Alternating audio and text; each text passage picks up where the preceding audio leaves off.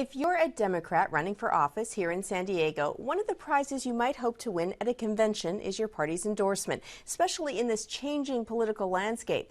Political boundaries have changed. Even the election process is different, with candidates now running in an open primary.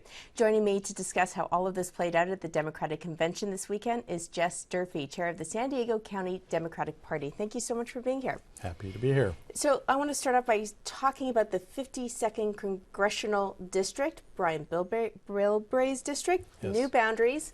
What does this mean for the Democrats? It's a golden opportunity, and it's one we've been looking for a while with Brian Bilbray. It's a district that is now 1/3 Democrat, 1/3 Republican, and basically 1/3 independent, which is a very, very good opportunity to send Tea Party Republican Brian Bilbray home and put a Democrat in Congress from this district. But delegates this weekend did not endorse one of the Democrats running. I think it's Lori Saldana and Scott Peters. Why not? Well, the delegates voting in that endorsement, I think, felt, and correctly so, that this is a district where the way the numbers are, the way the makeup of the candidates who are running it's a situation where one of the Democrats will be in the top two. But it wasn't a matter of losing by just sort of, was it a couple of votes? Yeah, it was very close. So not so much a conscious decision not to endorse someone, but just so split, the vote being so split? Well, no, I think those who did not vote for an endorsement, which ultimately had enough votes to stop the endorsement, were thinking along those lines. It's very emotional thing. A lot of people are involved and so forth, and each candidate worked hard to get their base of support.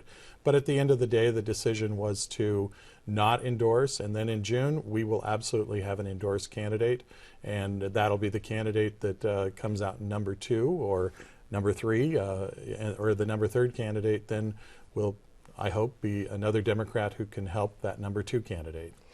You did have an endorsement, though, in the 51st Congressional District. Tell me about that. That one actually happened in an earlier process. Juan Vargas had a very strong base of support among the delegates voting there, and was able to secure basically a supermajority of votes, and therefore was put on the consent very early. I was a little surprised by that, but kudos to State Senator Vargas for going out there and doing his work and securing those delegate votes. Do these endorsements come with money behind the campaign? Not necessarily money, but what they come with is the party's endorsement, and therefore their names go on all the party's literature that's printed for the primary election. So any slate mailers that we would be doing, that would be on there. And under the new laws, it will actually be reflected in the voter guide that comes out from the Registrar of Voters who the parties have endorsed. Now, we also know on this show we've been covering Governor Jerry Brown's tax initiative for several weeks now, wanting to increase sales tax for 5 years and income tax on people earning more than $250,000. We know there are competing initiatives, one of them the millionaire's tax for people earning more than $1 million. Is this going to be an issue going forward that you've got a couple, or at least 2, I believe 3 different initiatives in terms of how to raise taxes? Well, I think, I think it will be possibly giving voters some choices. I know they're all in the signature gathering process, so when we get to the point where 1 or 2 qualify for the ballot, the party itself will be looking at which one we'll support. Obviously, we're going to be pretty lenient in terms of supporting the governor's initiative, but we'll see what the others are, and we may end up supporting more than one, and I don't think it is unrealistic to have the voters support more than one. I want to switch gears slightly because I realize mayoral races are nonpartisan, but we do know that we have a very well-known Democrat, Bob Filner, running for mayor, one of 4 major candidates who's behind in terms of fundraising, who some people have accused he hasn't been sort of part of a very active campaign. Is this something that concerns the party locally?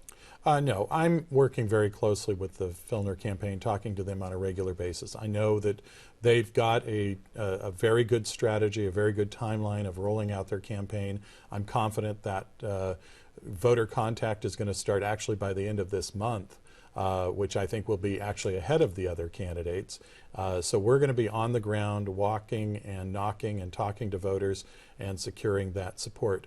A lot of emphasis has been made on actually having money in the bank. The bottom line is this is retail politics, and San Diegans want to hear from their candidates and their supporters. So we're going to be out there talking to them. You can't buy that volunteer base that we will provide Bob Filner with money. We will provide that as a party that's united behind one candidate, while the Republicans have 3 candidates and are quite divided. Okay, Jess Durfee, thanks for being here. Thank you.